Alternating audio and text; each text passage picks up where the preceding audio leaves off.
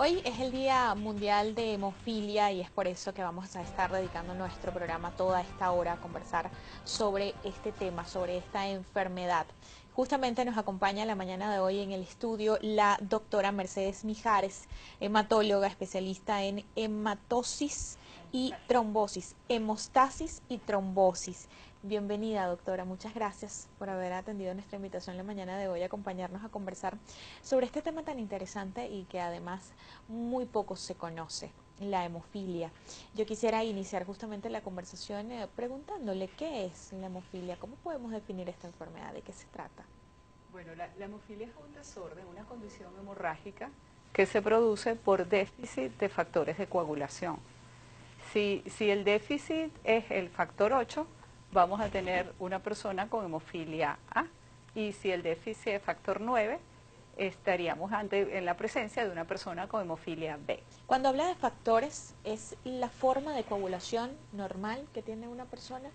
Hablamos de, factores hay una serie de factores, de proteínas que actúan en el proceso de coagulación, que se le conoce como cascada, porque un factor va activando al otro. Y entonces cuando hay déficit de un factor, el proceso de coagulación no va a ser normal y entonces el paciente puede tener eventos de sangrado, porque no se produce el coágulo normal. ¿Y qué causa la hemofilia? ¿Cuáles son esas causas principales de esta enfermedad? Lo que vamos a tener en la persona con hemofilia, sangrados, y generalmente sangrados a la mayoría a nivel de las articulaciones, sobre todo de rodillas, de codos, de tobillos, y también podemos tener sangrados a nivel musculares, y por supuesto pueden sangrar en otro lado, pero la mayoría sangran a nivel articular. ¿Es hereditario? Sí, es una condición que está ligada al sexo, al cromosoma sexual X. Por eso se dice que la transmiten las mujeres, pero la padecen los hombres.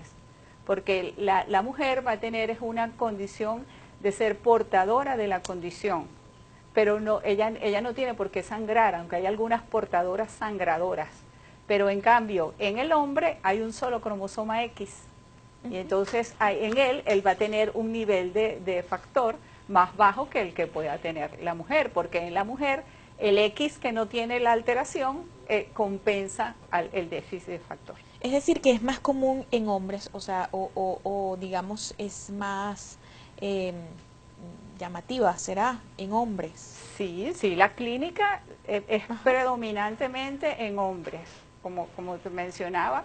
Hay mujeres que pueden ser sangradoras, pero en ellas generalmente se manifiesta a nivel, la mayoría es a nivel de trastornos a nivel de la menstruación. ¿Y cuáles son esas primeras síntomas, en el caso pues de los hombres, esas primeras señales que llevan a ese paciente a ir a consulta por una sospecha de hemofilia?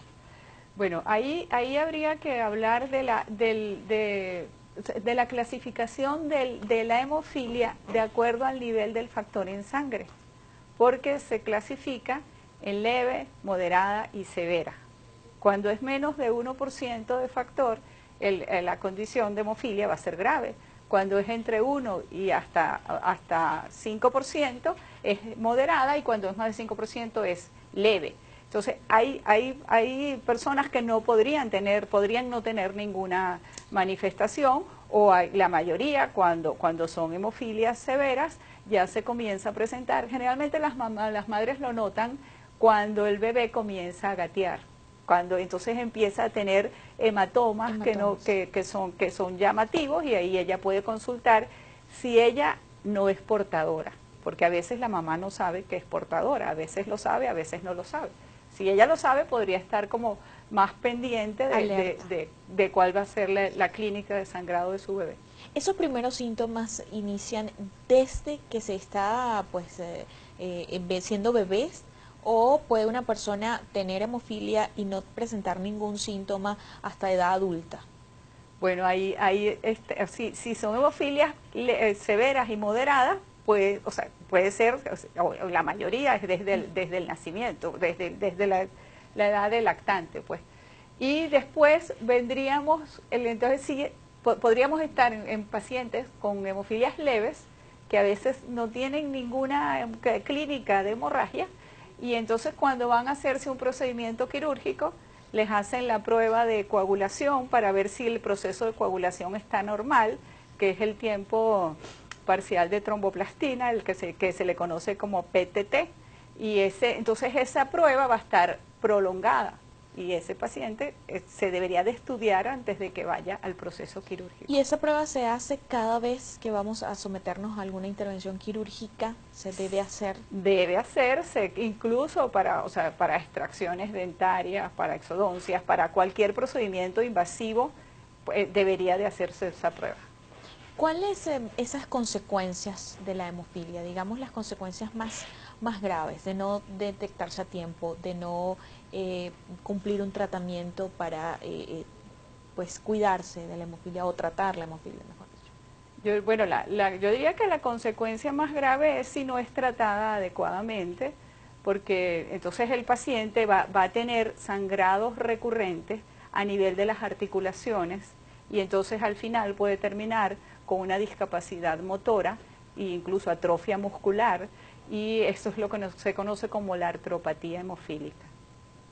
Esos sangrados que usted habla, doctora, ¿son moretones que se pueden ver, o hay en efecto, si hay una herida, es un sangrado abundante? ¿Cómo lo podemos, digamos, graficar para que la gente pueda entender? Por supuesto, si una persona con hemofilia tiene un traumatismo, una herida, ella va a sangrar más que una persona que no tenga la condición de hemofilia. Pero en el caso de los sangrados recurrentes que están a nivel de las articulaciones, son sangrados dentro de la articulación, que van destruyendo toda la articulación, destruyen la membrana sinovial, destruyen el cartílago, y el paciente termina con la articulación destruida. ¿Son lesiones que van progresivamente? Sí, porque si no se trata, son hemorragias recurrentes que se van produciendo dentro de la articulación, y entonces si no son tratadas, esa sangre que está ahí acumulada en la articulación destruye, o sea, va a destruir la articulación. Nos preocupa muchísimo si nosotros nos vemos a lo mejor alguna lesión, algún morado, digamos, sin alguna razón aparente, a uno le llama la atención. ¿Eso podría ser una sospecha? O sea, todos tendríamos que salir corriendo a un médico porque, hey, me apareció este moretón acá y no sé cuál es la causa, pareciera que no me dio un golpe en específico o no lo recuerdo. ¿Pasa esto, digamos, con frecuencia, doctora? ¿Va una persona con frecuencia a la consulta preocupado porque comenzaron algunas lesiones? Sí pasa, y sí, ¿por qué no? Que sangro, que son, como llama uno, sangrados, hematomas ante pequeños traumas. O sea, que no es, o sea, o no me di ningún trauma, no tuve ningún golpe. O es extraño que fue un golpecito y tengo tremendo hematoma. Ajá. Sí, esos pacientes sí van a la consulta y se deben estudiar. No siempre son procesos estamos en presencia con hemofilia, porque a veces hay los trastornos de lo que se llama la hemostasia primaria, donde la primera fase del proceso de coagulación, que es donde actúan las plaquetas, y ahí podemos tener, si es un paciente que tiene plaquetas bajas, que no está funcionando bien las plaquetas, podemos también tener otros causas, o si no, otros déficits de factores de coagulación que no serían los causantes de la hemofilia. Vamos a hacer una pausa, ya regresamos con más de la entrevista del día de hoy dedicado a la hemofilia. A la pausa y volvemos. Sugerencias para quienes viven con un trastorno de la coagulación. Consultar periódicamente a un médico o especialista en hemofilia. Las personas con trastornos de la coagulación deberían registrarse en un centro de tratamiento especializado en el diagnóstico y tratamiento de trastornos de la coagulación, ya que es ahí donde podrían recibir las mejores normas de atención e información. Atender las hemorragias rápidamente. Cuando una hemorragia se atiende rápidamente, hay menos dolor y menos daño a articulaciones, músculos y órganos.